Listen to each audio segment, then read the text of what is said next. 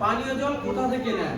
বাড়িতে যে খাওয়ার জল, আমরা যে জলটা পান করি সেই জলটা কোথা থেকে নেওয়া হয়? এখানে বলছে ট্যাপ। ট্যাপ মানে অনেকের বাড়িতে ট্যাঙ্কি লাগানো আছে, ওই কালায় যদি থাকে তাহলে সেটা দিতে হবে। যদি হ্যান্ড পাম্প থাকে কারো বাড়ি থেকে বা পাশের বাড়ি থেকে হ্যান্ড পাম্পে জল আনা হয়, খাওয়ার জল যদি থাকে সেখানে হ্যান্ড পাম্প দিতে হবে।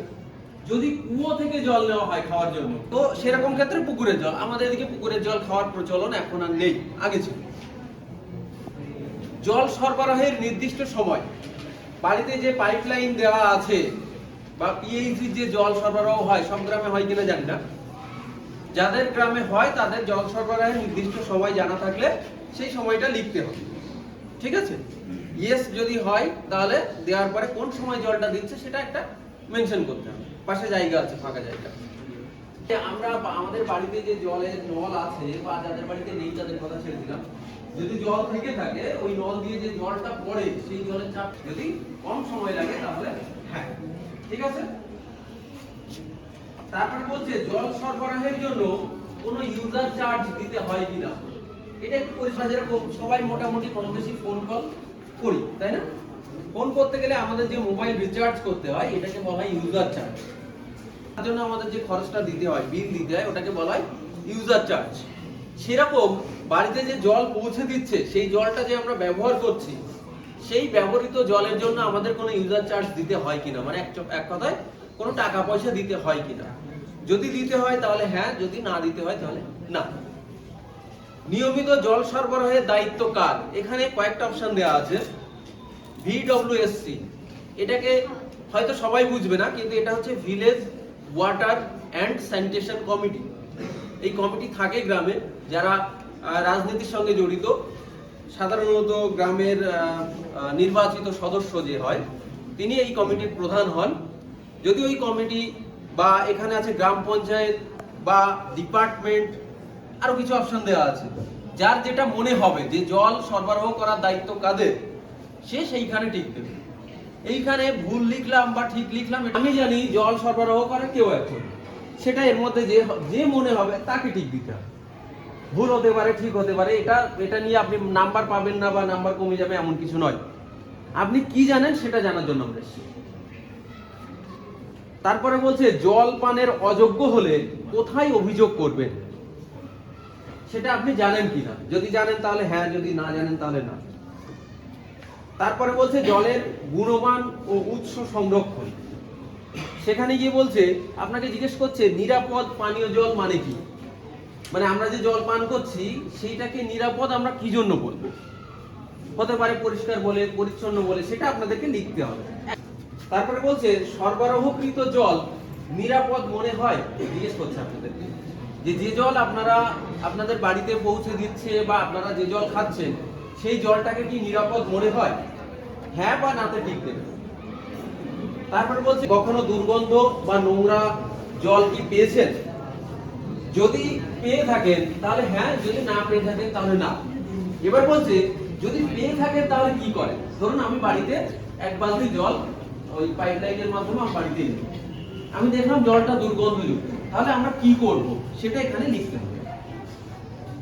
তারপর বলছে গ্রামে কখনো জল পরীক্ষার কথা শুনেছেন। আমাদের প্রত্যেকটা কম বেশি সবাই গ্রামের মানুষ। গ্রামে আমরা দেখেছি প্রচুর বাড়িতে টিউবওয়েল আছে বা দলবদ্ধভাবে বা সংঘবদ্ধভাবে কোনো একটা টিউবওয়েল থেকে জল নেওয়া হয়। আপনারা কখনো শুনেছেন জল পরীক্ষার কথা, যে এই জলটা পরীক্ষা করা হয়েছে বা জল পরীক্ষা করতে হয়, পানীয় জল পরীক্ষা করতে হয়, এটা কি আপনারা কখনো শুনেছেন? যদি শুনে থাকেন তাহলে হ্যাঁ লিখবেন, যদি শুনে না থাকেন তাহলে না লিখবেন। তারপরে বলছে আপনি কখনো জল পরীক্ষা করিয়েছেন। ধরুন আপনার বাড়িতে একটা টিউবওয়েল আছে, তাহলে আপনি কি বা আপনার বাবা কি কখনো জল পরীক্ষা করিয়েছে, সেটা লিখতে হবে। যদি হ্যাঁ হয় তাহলে হ্যাঁ, যদি না হয় তাহলে না। এবার বলছে পানীয় জলকে সর্বদা BIS 10,500 মানের সমতুল হতে হয়। এটা আপনি জানেন কি? যদি জানেন তাহলে হ্যাঁ, যদি না জানেন তাহলে না। তারপর বলছে আপনি কি দিতে হবে, মনে হলে যাতে মনে হবে যে এটাই জল সরবরাহ করে তাদেরটা টিক দিতে হবে। জল সরবরাহের উৎস নিয়মিত পরিষ্কার করা হয় কিনা।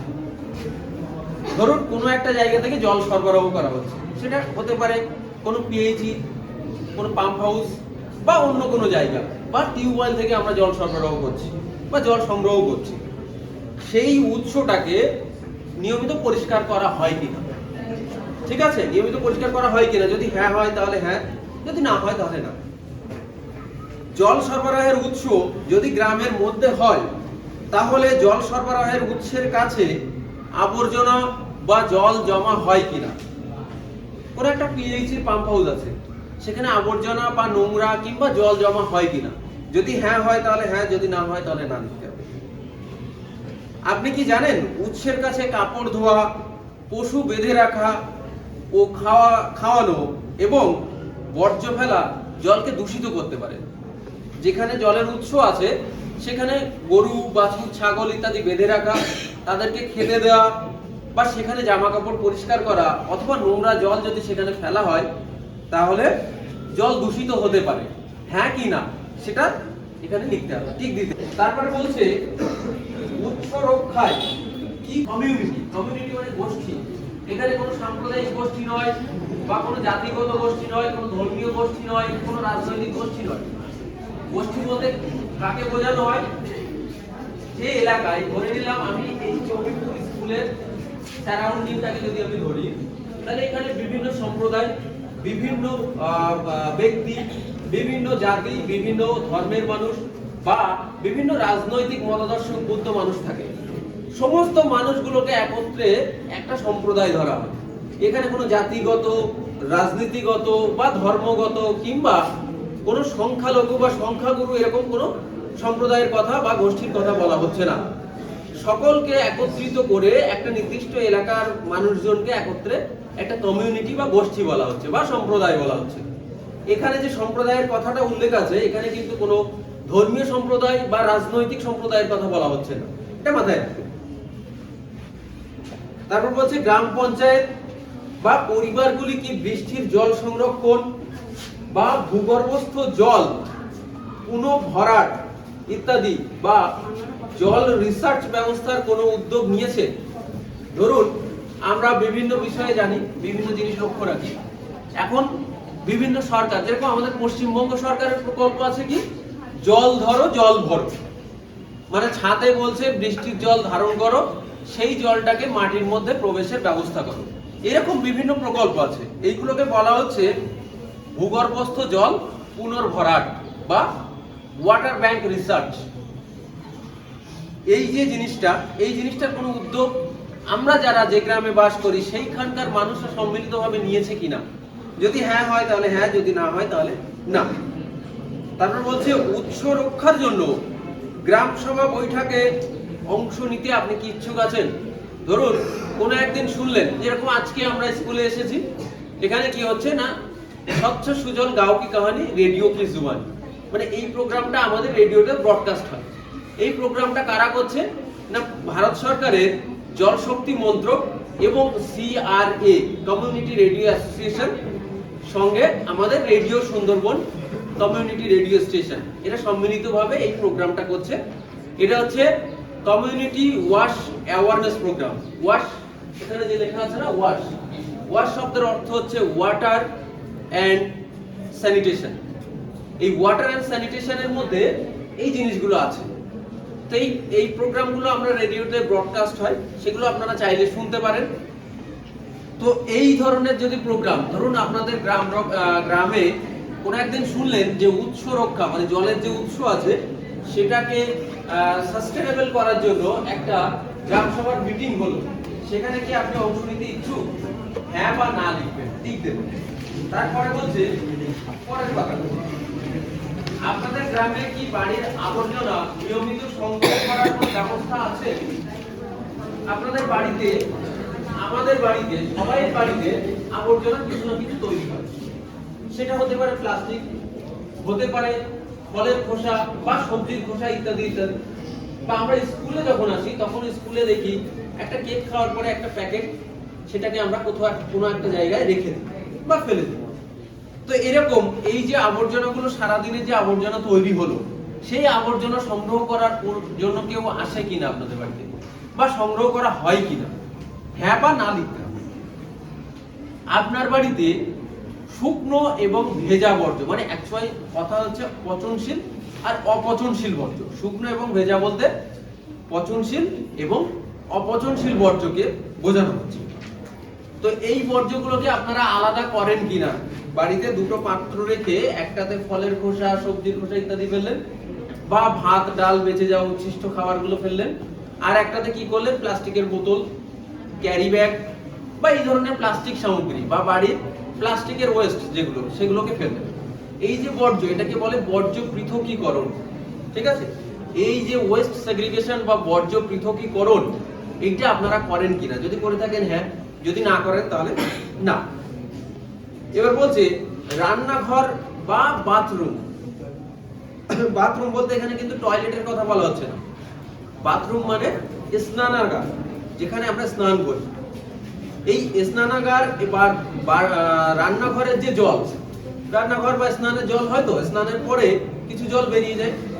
রান্নাঘরে কি হয়, চালটা মা যখন ধুয়ে নিচ্ছে, ধুয়ে নেওয়ার পরে সেই চালটা, চাল ধোয়া জল বা সবজি ধোয়া জল, এই জলগুলো কি করেন আপনারা?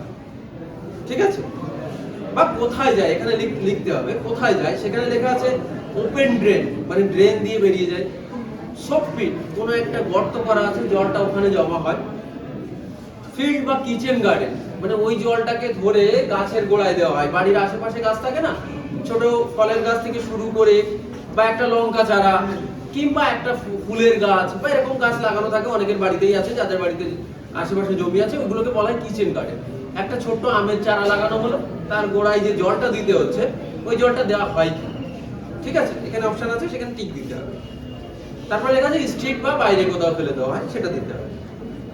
তারপর বলছে গ্রামের নর্দমা কি নিয়মিত পরিষ্কার করা হয়? আপনি যে গ্রামে বাস করছেন, সেখানে যে নর্দমা আছে, সেটা কি নিয়মিত পরিষ্কার করা হয়? যদি হ্যাঁ তাহলে হ্যাঁ, যদি না তাহলে না। তারপর বলছে রাস্তা বা গলিতে কি প্রায়ই জল জমা হয়ে থাকে? আপনাদের যে রাস্তা আছে বা বাড়িতে যাওয়ার যে গলি আছে, সেই গলিতে জল জমা হয়ে থাকে কিনা সেটা লিখতে হবে। হ্যাঁ হলে হ্যাঁ, না হলে না। তারপর বলছে আপনি কি জানেন রান্নাঘরের বর্জ্য জল শোকপিট বা বাগানে ব্যবহার করলে জল জমাট ও মশার বংশবৃদ্ধি কমে? যদি মনে হয় হ্যাঁ তাহলে হ্যাঁ, যদি না মনে হয় না তাহলে না। আপনি কি কখনো রান্নাঘরের বাগানে, মানে রান্নাঘর বলতে, রান্নাঘরের বাগান বলতে কিচেন গার্ডেন, যেটাকে কিচেন গার্ডেন বলা হয়, সেই কিচেন গার্ডেন মানে বাড়ির পাশে একটা আম গাছ বা ফুলের চারা বা ফলের গাছ লাগানো আছে, ওই রান্নাঘরের বর্জ্য জলটা ওখানে ব্যবহার করা হয় কিনা সেটা লিখছেন, হ্যাঁ বা না। তারপর বলছে গাছের জন্য ধূসর জল কিভাবে ব্যবহার করতে হয় তা শিখতে আপনি কি আগ্রহী? হ্যাঁ বা না। এখানে ধূসর জল বলতে গ্রে ওয়াটার আর ব্ল্যাক ওয়াটার। গ্রে ওয়াটারটা কি?